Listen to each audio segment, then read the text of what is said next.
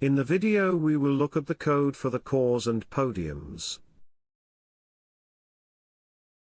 We see that the two nodes start by retrieving the required polygons using a query.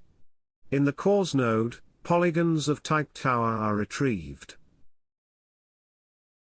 In the podiums node, polygons of type podium are retrieved. Let's go back to the cores node. The two cores are generated using a local function. The function is quite simple. It creates a rectangle at the center of the base, and extrudes it up to create the volume of the core. For the extrusion height, a calculation is made based on the number of floors. The podium floors are set to be 5 meters high, while the tower floors are 3 meters high. Next, let's look at the podiums node. As with the previous nodes, the two podiums are generated using a local function. We will step through this function. Let's add a dummy line of code so that we can break right at the start of the function. We add a break on the line of code that calls the divide function. But we don't see any change. That is because we need to switch on the visibility of positions. Now we can see that the base polygon edges have been divided.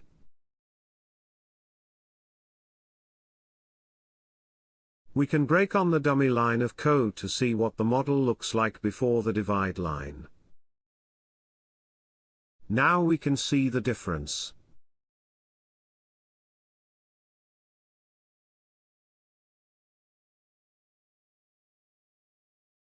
We then create a NURBS pattern, using the divided positions as control points.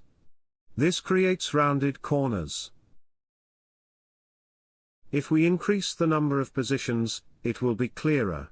Now we can see the rounded corners more clearly.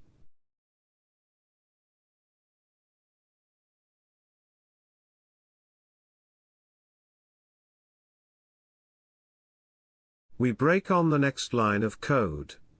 We can see that a footprint polygon has been created. Then we extrude the footprint.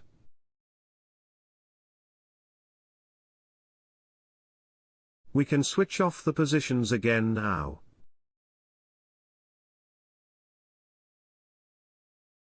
And we can delete the dummy line of code.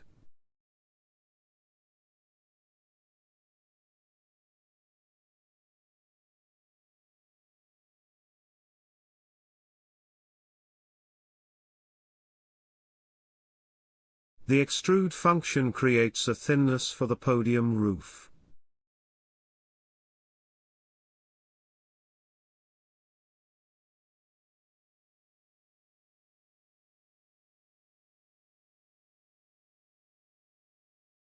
A collection is then created.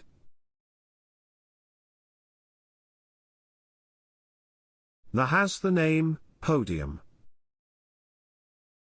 Let's break at the end of the function and look at the attributes for the collection. Two additional attributes are created. One attribute for the GFA, or gross floor area, and another attribute for the number of floors.